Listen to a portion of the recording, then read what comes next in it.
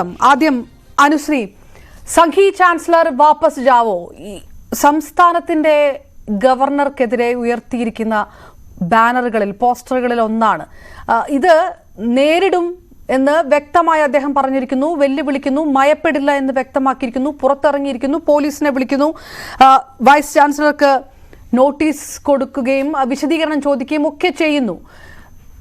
സംസ്ഥാനത്തിന്റെ ഭരണഘടനാ പദവി വഹിക്കുന്ന ഗവർണർക്കെതിരെ ഈ രീതിയിലുള്ള ബാനറുകളെല്ലാം ഉയർത്തുക, വലിയ രീതിയിലുള്ള പ്രതിഷേധം തുടർന്നു കൊണ്ടുപോകുക, എന്ത് ഭാവിച്ചാണ് SFI സംസ്ഥാനത്തിന്റെ ഗവർണറോട്, ഭരണഘടനാപരമായ പദവി വഹിക്കുന്ന ഒരാളോട് ഈ രീതിയിൽ വെല്ലുവിളി നടത്തുമ്പോൾ അതിനകത്ത് ഒരു ത്രെട്ടും ഉണ്ടാവുകയില്ല, ഭരണഘടനാപരമായ ഒരു ത്രെട്ടും ഉണ്ടാവുകയില്ല എന്ന് SFI കരുതുന്നത് എന്തുകൊണ്ടായിരിക്കും?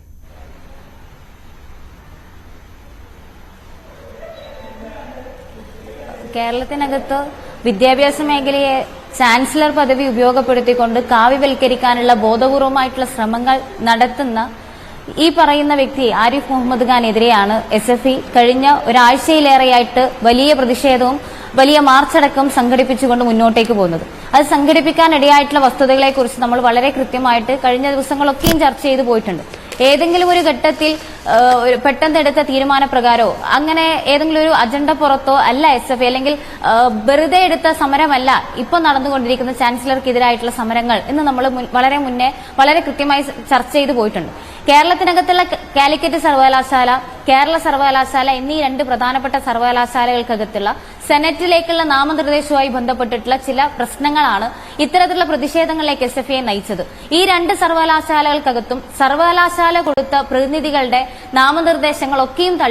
നിർദ്ദേശങ്ങളൊക്കെയും തള്ളിക്കൊണ്ടാണ് ഗവർണർ ഈ പറയുന്ന ചാൻസലർ പദവി ഉപയോഗപ്പെടുത്തിക്കൊണ്ട് അദ്ദേഹത്തിന്റെ രാഷ്ട്രീയ ലാഭം നേരിൽ കണ്ടുകൊണ്ട്, അല്ലെങ്കിൽ രാഷ്ട്രീയ ലാഭത്തിന്റെ അജണ്ടയുടെ ഭാഗമായിട്ട് മറ്റു പേരുകൾ തിരികെ കയറ്റുന്ന നിലയുണ്ടായത്.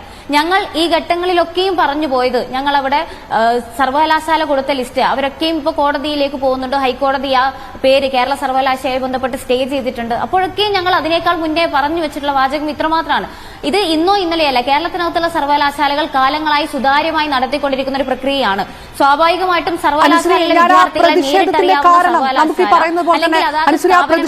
കാരണം വ്യക്തമാണ്, പ്രതിഷേധത്തിന്റെ കാരണം പലതവണ ആവർത്തിച്ചതാണ്. പ്രതിഷേധത്തിന്റെ രീതി അതുമാത്രമാണ് ചോദ്യം. നിങ്ങൾ നടത്തുന്നത് ഒരു ക്രിമിനൽ വൽക്കരണമാണ് എന്ന് പരസ്യമായി അദ്ദേഹം പറയുന്നു. ആ ബാനർ അടക്കമുള്ള ഭാഷയെ ഉദ്ദേശിച്ചുകൊണ്ട് പറയുന്നു. അതാണ് വിഷയം. തീർച്ചയായിട്ടും ഞങ്ങൾ നടത്തുന്ന ഏറ്റവും ജനാധിപത്യപരമായിട്ടുള്ള പ്രതിഷേധമാണ് കരിങ്കൊടി പ്രതിഷേധമടക്കം, ഈ രാജ്ഭവൻ മാർച്ചടക്കം, വിദ്യാഭ്യാസ സ്ഥാപനങ്ങൾ ഏറ്റെടുത്ത പ്രതിഷേധമടക്കം ജനാധിപത്യപരമായിട്ടുള്ള പ്രതിഷേധമാണ് SFI ഏറ്റെടുത്തത്.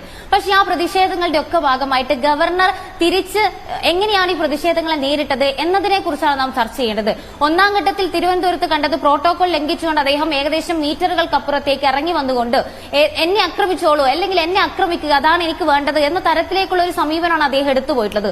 ഇപ്പൊ കഴിഞ്ഞ ദിവസങ്ങളിൽ കാലിക്കറ്റ് സർവകലാശാലയിൽ SFIയോട് വെല്ലുവിളിച്ചുകൊണ്ട് ഞാൻ അവിടെ കയറിയിട്ട് തന്നെ കാര്യമൊന്ന് പ്രഖ്യാപിച്ചുകൊണ്ടാണ് അദ്ദേഹം അവിടേക്ക് ബോധപൂർവ്വം കടന്നു വരുന്നത്. മറ്റു സ്വകാര്യപരമായിട്ടുള്ള ഒരു ചടങ്ങുകളുടെ ഒക്കെ ഭാഗമായിട്ട് അദ്ദേഹം ഇന്നും ഇവിടെ താമസിക്കുന്ന നിലയുണ്ട്. ഞങ്ങൾ അപ്പോഴും പറഞ്ഞത് കാവ്യവൽക്കരണത്തിനെതിരായിട്ടുള്ള എല്ലാ പ്രതിഷേധവും ഞങ്ങൾ ഉയർത്തിപ്പിടിക്കും. അതിന്റെ ഭാഗമായിട്ട് ഇന്നലെ ഞങ്ങൾ പ്രതിഷേധം ഏറ്റെടുത്തു. അവിടെ SFI വളരെ സമാധാനപരമായിട്ട്, ഞങ്ങളുടെ ഉദ്ദേശം ഒരു കലാപമല്ല, ഞങ്ങളുടെ ഉദ്ദേശം ഒരു അക്രമമല്ല, കേരളത്തിലെ ക്യാമ്പസുകൾക്കകത്ത് ഒരു അക്രമം ഉണ്ടാവണം എന്നുള്ള ഉദ്ദേശമല്ല SFIക്കുള്ളത്, മറിച്ച് ഞങ്ങൾ ഉയർത്തിപ്പിടിക്കുന്ന രാഷ്ട്രീയ മുദ്രാവാക്യാണ്, അത് വിജയിക്കണമെന്ന ഏറ്റവും സംസ്ഥാനത്തിന്റെ പോലീസ് പോലും കരുതുന്നില്ലല്ലോ ഈ നടക്കുന്നത് ജനാധിപത്യപരവും സമാധാനപരവുമായ പ്രതിഷേധമാണ് SFI നടത്തുന്നത്. സംസ്ഥാനത്തിന്റെ പോലീസ് പോലും കണക്കാക്കുന്നില്ലല്ലോ. 124 ഇട്ട് കേസെടുത്തത് SFIക്കെതിരെ 76,000 രൂപയോളം നാശനഷ്ടം ഉണ്ടായിരിക്കുന്നു ആ ഗവർണറുടെ കാറിനെന്നുള്ള പരാതി ഒരു വശത്ത്. പ്രതിഷേധം അക്രമവും രണ്ടാണെന്ന് പോലീസ് കരുതുന്നുണ്ടല്ലോ അനുശ്രീ.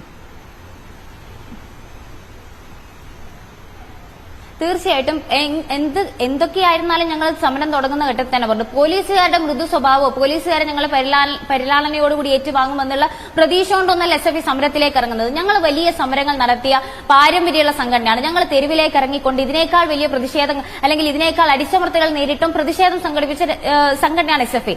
പോലീസുകാരുടെ നയം എന്താണെങ്കിലും ഈ നാടിനകത്തുള്ള ആഭ്യന്തര വകുപ്പ് എന്തൊക്കെ ചെയ്തു കഴിഞ്ഞാലും ഈ സമരങ്ങളുടെ ഒക്കെ ഭാഗമായിട്ട് ഇപ്പൊ വരുന്ന ഒരു ചർച്ച എന്ന് പറഞ്ഞാൽ മൃദു സമീപനം ഏറ്റെടുത്തു ഭീഷണിപ്പെടുത്തു എന്നാണ്.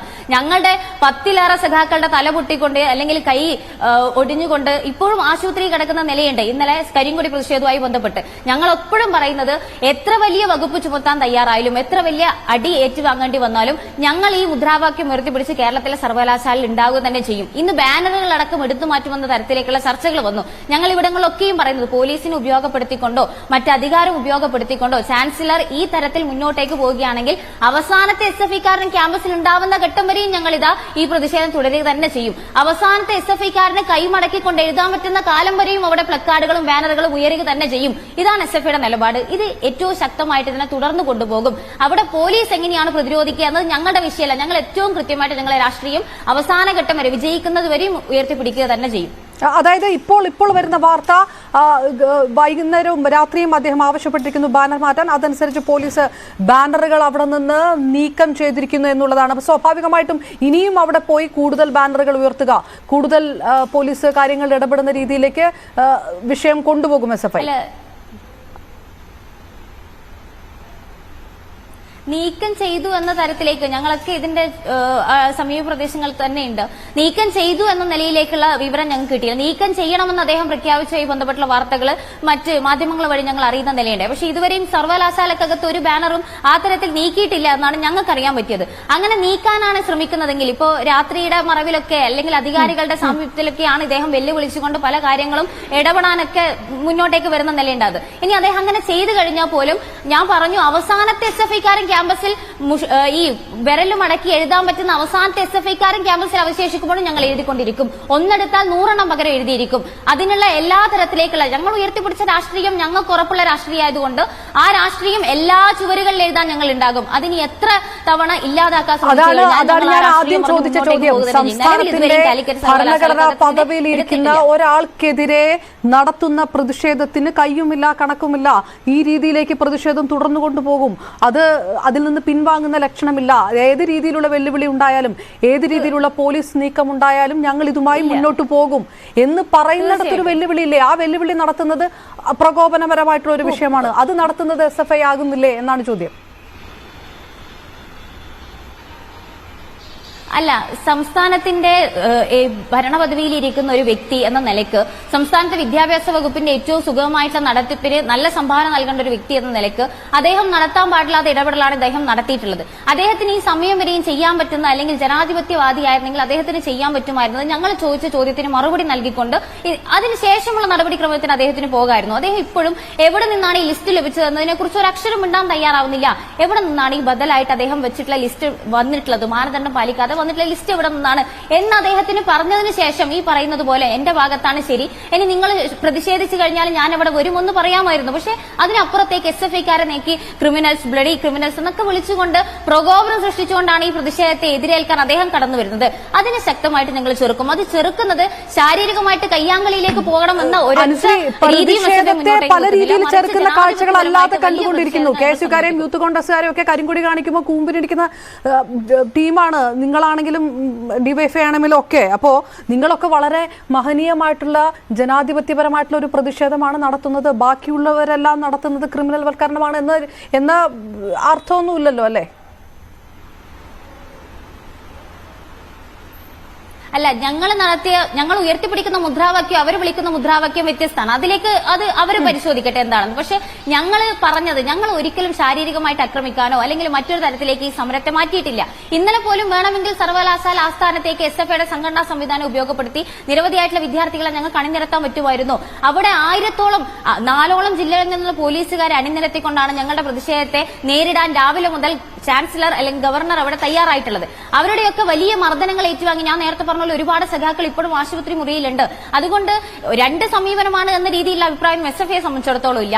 തീർച്ചയായിട്ടും ഇനി എന്ത് സമീപനം ഉണ്ടായി കഴിഞ്ഞാലും ഞങ്ങൾ പറയുന്നത് ഭരണപദവി ഉപയോഗപ്പെടുത്തിക്കൊണ്ട് ഇത്തരത്തിലുള്ള വർഗീയ ശ്രമങ്ങൾ പാടില്ല എന്നാണ്. ഇന്നലെ തന്നെ അദ്ദേഹം തുറന്നു പറഞ്ഞു, എന്നെ ഏറ്റവും മനോഹരമായിട്ട് എന്റെ കണ്ണിന് കുളിർമയേകുന്ന നിറം കാവിയാണ് നടക്കമുള്ള അല്ലെങ്കിൽ അമ്പലങ്ങളെ പറ്റിയൊക്കെയുള്ള വളരെ കൃത്യമായിട്ടുള്ള രാഷ്ട്രീയം അദ്ദേഹം ഇന്നലെ തന്നെ പറഞ്ഞു കഴിഞ്ഞു, അല്ലെങ്കിൽ അദ്ദേഹം പറഞ്ഞുകൊണ്ടേയിരിക്കുന്നുണ്ട്. അപ്പൊ ഞങ്ങൾ പറയുന്നത് അദ്ദേഹത്തിന്റെ രാഷ്ട്രീയം വരെ അദ്ദേഹം ഇവിടെ നടത്തേണ്ട ജനാധിപത്യപരമായ ജനാധിപത്യപരമായിട്ടുള്ള രീതിയിൽ ഇടപെടലായിരിക്കണം. അതിന് ചാൻസലറുടെ പദവി ആ രീതിക്കകത്ത് വിനിയോഗം ചെയ്യാൻ അദ്ദേഹം തയ്യാറാകണമെന്നാണ്. അതുകൊണ്ട് ഇതൊരു വെല്ലുവിളി എന്നതിനപ്പുറത്തേക്ക് നമ്മുടെ ക്യാമ്പസുകൾക്കകത്തുള്ള ഏറ്റവും സുതാര്യമായ ജനാധിപത്യ രീതികളെ സംരക്ഷിക്കാനുള്ള ഇടപെടലായിട്ട് ഇതിനെ കാണണം. ഈ ഇടപെടലിന് കേരളത്തിൽ SFI മാത്രമേ ഒരുങ്ങുന്നുള്ളൂ എന്നതിനെ കുറിച്ചുള്ള ആശങ്കയെ ഞങ്ങളെ സംബന്ധിച്ചിടത്തോളം ഉള്ളത്. എന്തുകൊണ്ട് ഈ നാടിനകത്തുള്ള മറ്റു വിദ്യാർത്ഥി സംഘടനകൾ ഇത് ഉയർത്തിപ്പിടിക്കുന്നില്ല? അല്ലെങ്കിൽ മറ്റുള്ള വ്യക്തി കേരളത്തിലെ തെരുവുകളിൽ വിദ്യാഭ്യാസ സ്ഥാപനങ്ങൾ സംരക്ഷിക്കപ്പെടണമെന്ന ആശയം കേരളത്തിൽ SFI മാത്രം ഉയർത്തിപ്പിടിക്കേണ്ടതാണോ എന്ന ആശങ്കയെ ഞങ്ങളെ സംബന്ധിച്ചിടത്തോളം ഉള്ളത്.